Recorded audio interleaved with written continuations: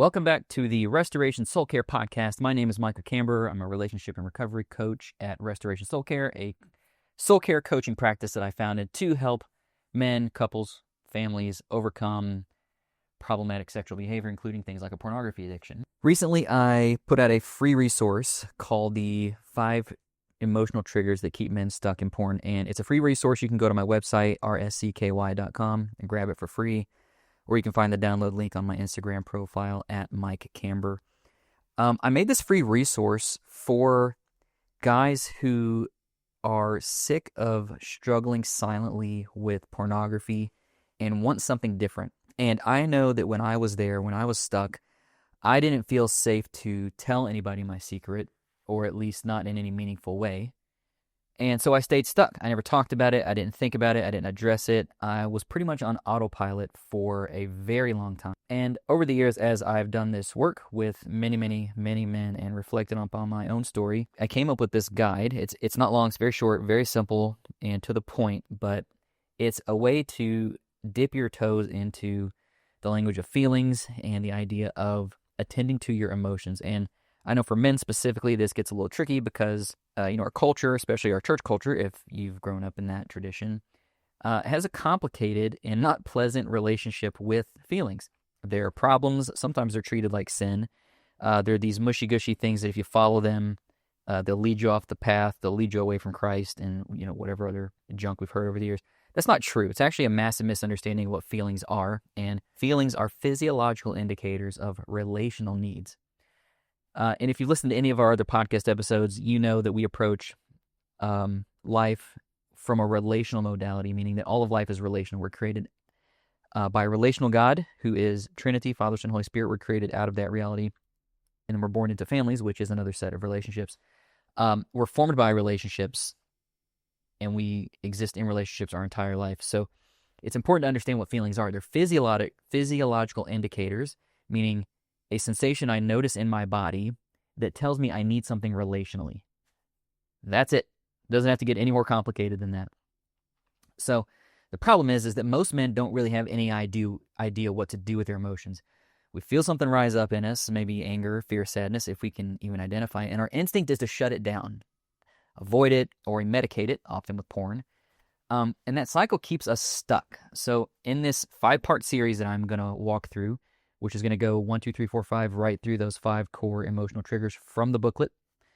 We're going to look at these 5 core emotional triggers: sadness, fear, anger, shame, and loneliness. And we're going to unpack what they are actually trying to tell you, not from a typical self-help lens, but through the lens of emotional integrity, spiritual formation, and real healing. Because emotions are not the enemy. They're invitations. They're invitations from the Lord.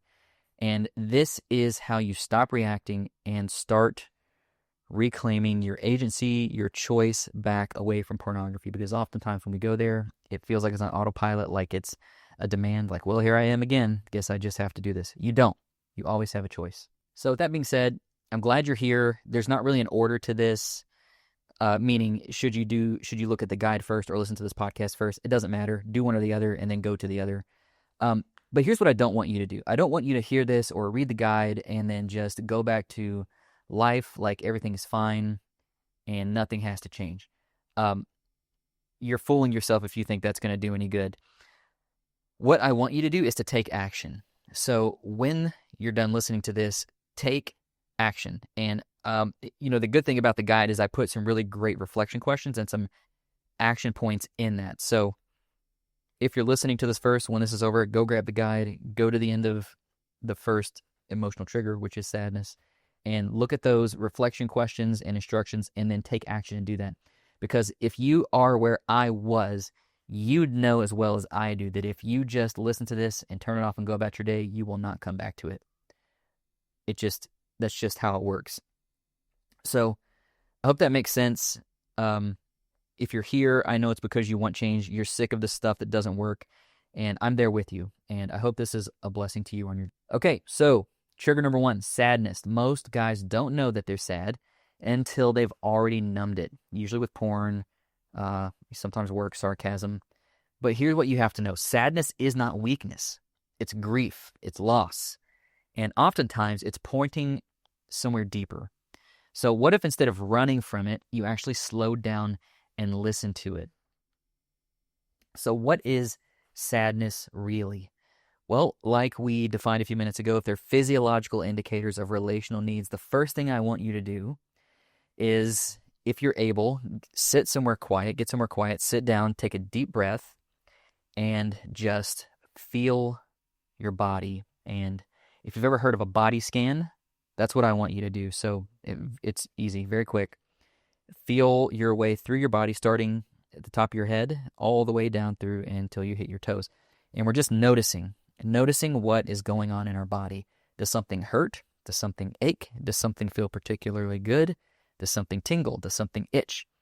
Is there a knot in your stomach? Do you have tension in your shoulders? Are your hands hot? Is your face hot? Is your chest tense? There are lots of sensations you can feel in your body, and this is the first step to noticing that. So all I want you to do right now is to just notice. And the question I want to ask you next, and this might take a little bit to get to, so if you don't know the answer to this right away, that's okay. This takes practice. So the question I want to ask is, where do you notice sadness in your body? And if you're not feeling particularly sad now, that's okay. Think about a time recently when you know that you were sad. And as you are recalling that sadness, I want you to do the body scan and feel through your body and try to answer that question. Where is sadness in my body? Where does it live? Where does it show up? What does it feel like? Does it feel like a dull pain? Does it feel like a sharp, prickly pain? Does it feel like tension? Does it feel heavy or weighty? Where is that? And again, it's okay if you can't pinpoint that right now. Again, like I said, this will take a little bit of practice and some effort and more than one try.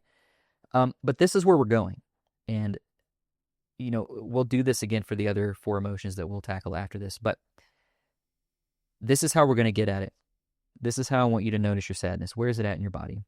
And this is important because, most men, if we do feel or if we talk about our feelings, we only have a couple of categories. Usually that's anger or stress. Those are usually the big two that men can identify pretty easily. And anger is an easy one to call out, usually because it feels like this heat, this big energy in the body that we have to do something with. And anxiety, we know what stress feels like. Those are 2 pretty easy things to identify. But sadness often gets mislabeled because oftentimes we want to approach life with a certain amount of cognition or logic. We go, well, I objectively don't have anything to be sad about. I have a job, I have a roof over my head, I have a wife that loves me, I have great kids.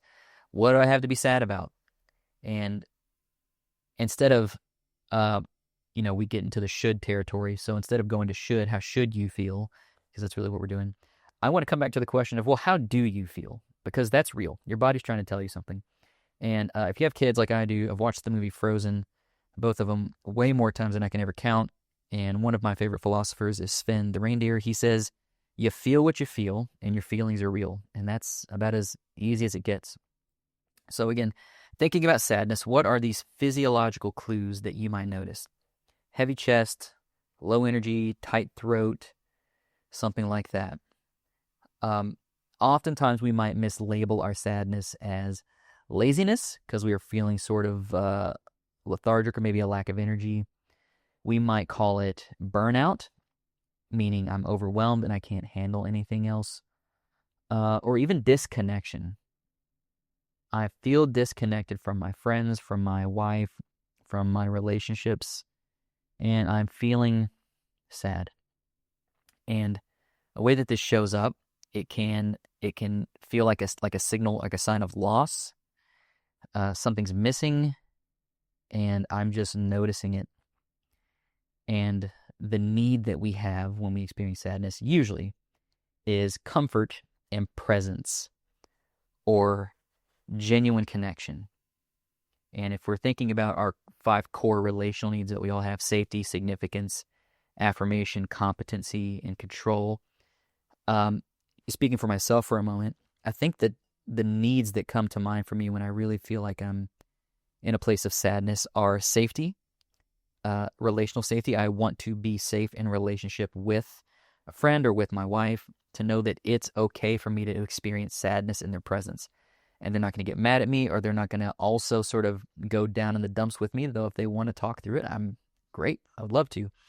But if not, that safety means that they're not going to try to immediately eject me out of my sadness so that they can feel better about themselves or today or me. So it's okay to be sad.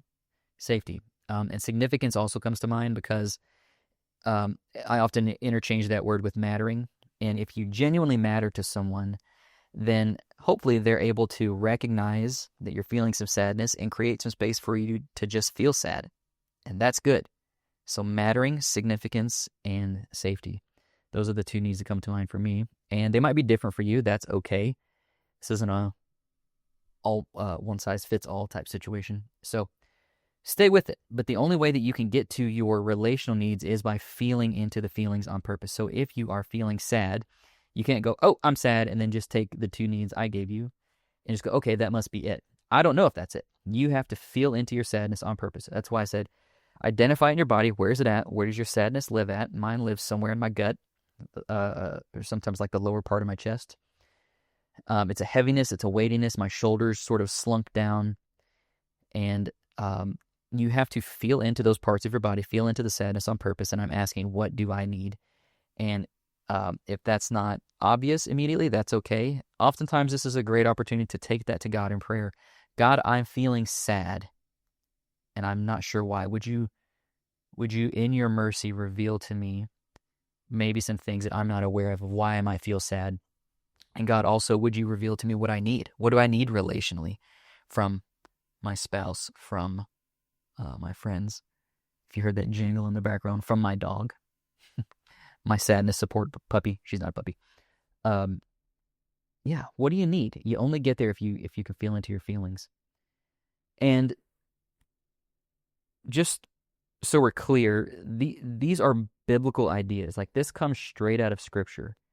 And it doesn't take a very in-depth reading of the New Testament, especially the Gospels, to really figure out that Jesus has a lot of feelings. He feels a lot.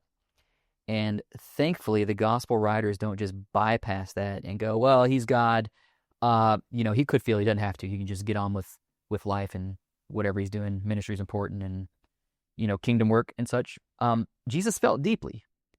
And that matters because he is our example. And in thinking about Hebrews 11, we don't have a great high priest who's unable to sympathize with us, yet he can in every way. Because God got in the dirt, he put on a flesh suit called Jesus, and he lived as a human being for 33 years. He knows what it's like to feel sad, knows what it's like to experience loss. This is important because Jesus does not sin. He is without sin, and he experiences a profound level of deep emotions, meaning that those emotions are not sin. They're a normal part of the human experience. It's part of our created reality. If you want more on that, go back to earlier in our podcast. I think there's a Foundations episode. We talk about Genesis, where we get our feelings from. Passage I want to point you to is the story where Jesus weeps. And this is after Lazarus dies. I want to take a moment and just read this passage because I think it's really important to get a good grasp on this. This is John chapter 11, and we'll just start in the beginning of the chapter, and we'll go through, I think, around verse 35. It says, a man named Lazarus was sick. He lived in Bethany with his sisters Mary and Martha. This is the Mary who later poured the expensive perfume on the Lord's feet and wiped them with her hair. Her brother Lazarus was sick. So the two sisters sent a message to Jesus telling him, Lord, your dear friend is very sick. But when Jesus heard about it, he said, Lazarus' sickness will not end in death. No, it happened for the glory of God, so that the Son of God will receive glory from this. So although Jesus loved Martha, Mary, and Lazarus, he stayed where he was for the next 2 days. Finally, he said to his disciples, let's go back to Judea. But his disciples objected. Rabbi, they said, only a few days ago the people in Judea were trying to stone you. Are you going there again? Jesus replied, there are 12 hours of daylight every day. During the day people can walk safely. They can see because they have the light of this world. But at night there is danger of stumbling because they have no light. Then he said, our dear friend Lazarus has fallen asleep. but now I will go and wake him up."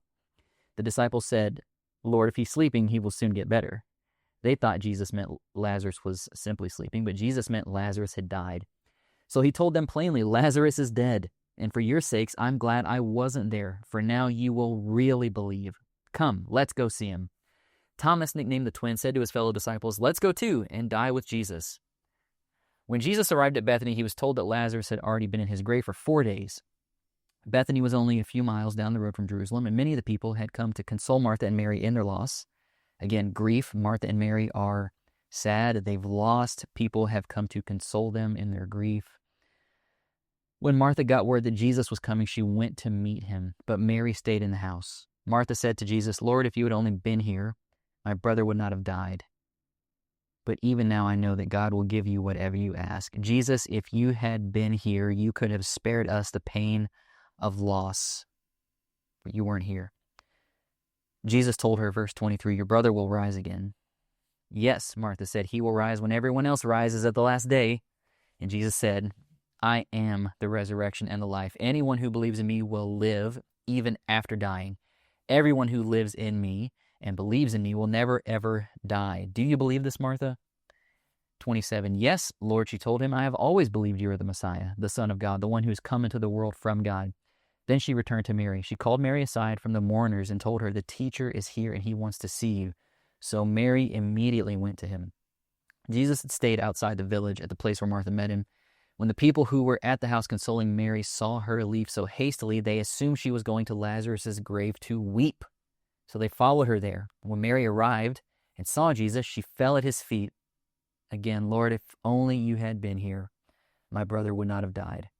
When Jesus saw her weeping and saw the other people wailing with her, a deep anger welled up within him. Have you ever noticed that? A deep anger welled up within Jesus, and he was deeply troubled. Troubled, you might supplant for sadness. I don't know. 34, "Where have you put him?" he asked. So Jesus, out of his anger and his sadness, says, "Where have you put him?" They told him, "Lord, come and see." And then Jesus wept. Jesus wept, overcome with anger and sadness and grief, loss. He wept. God wept. The people who were standing nearby said, "See how much he loved him." But some said, "This man healed a blind man. Couldn't he have kept Lazarus from dying?" 38, Jesus was still angry as he arrived at the tomb. I wonder why he was angry.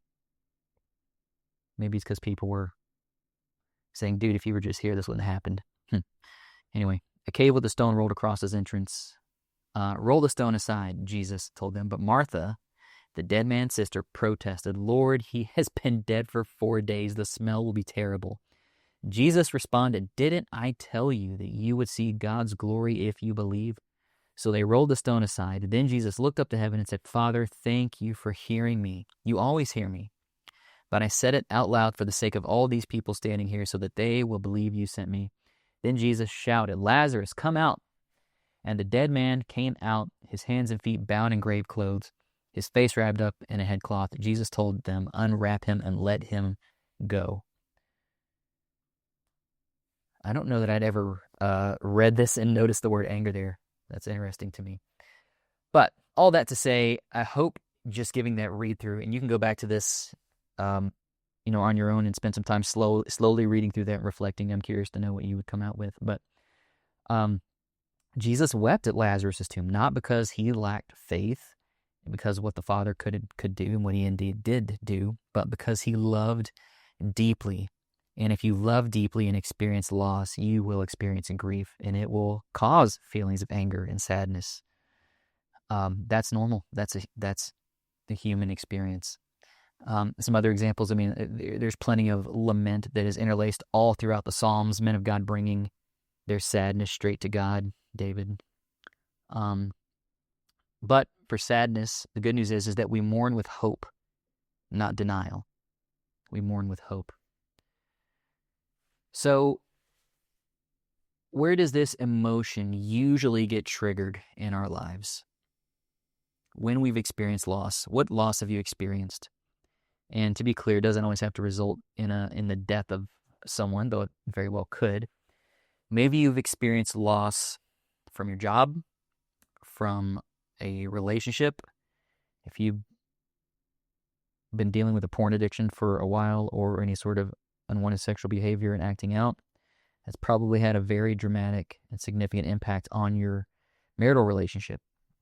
Trust is broken. You've lost something. You've lost trust. Maybe you've lost family over that. You've had to separate. Maybe you've lost church community for one reason or another.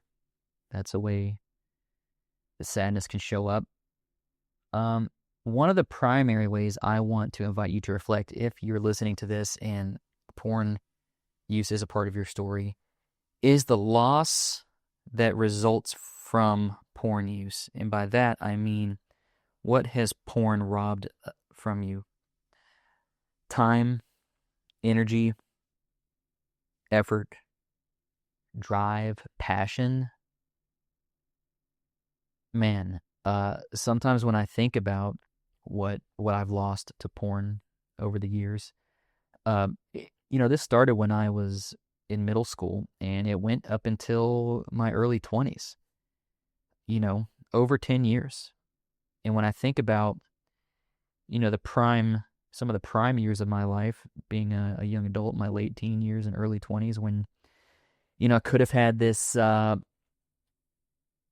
beautiful energy to throw at a career or figuring stuff out with what I want to do for college and ministry and relationships and everything in between. And then I think about feeling immense and profound sadness during that season and not really knowing what to do with it and just going to porn because it was easy and it made me feel good, at least for a little bit. But if that's you and that's in this season, like I want you to consider for a minute, what are the things that you've lost? What have you lost to porn? And again, staying in your body, where are you connecting that? Where do you notice that sadness when you think about loss? What do you do when you feel that? Go to porn, distract ourselves, scroll endlessly on social media apps. Avoidance, we avoid it. Sometimes we have an overreaction where we just do grand dramatic gestures to convince ourselves and other people that we're not really sad. We numb. This will keep you stuck. This will keep you stuck in porn when you don't attend to your sadness. So in summary, with sadness, it can be triggered by loss, disappointment, unmet expectations, unmet needs.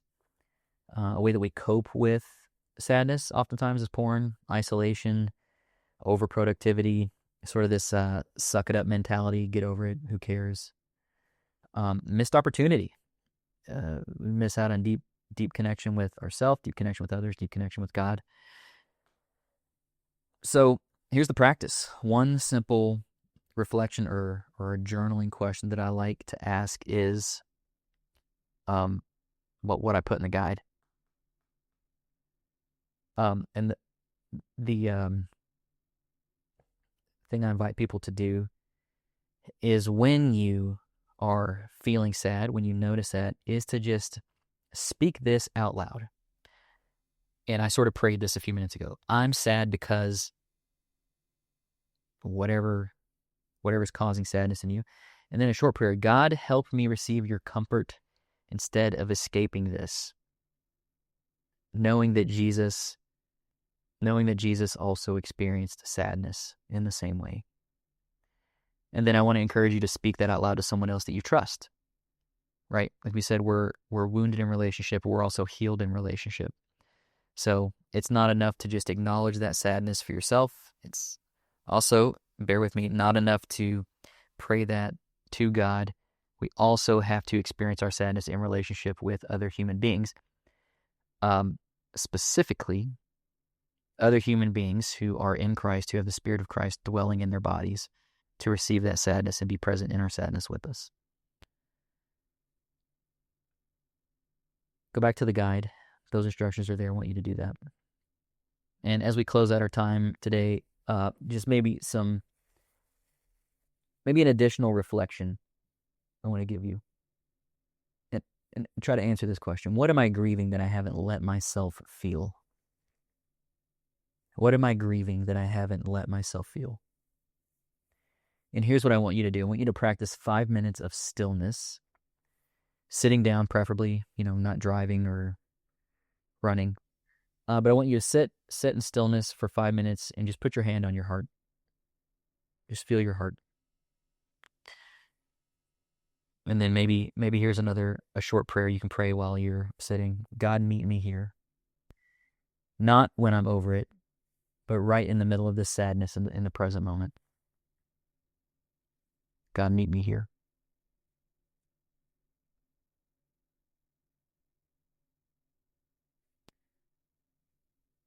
I hope this has been helpful.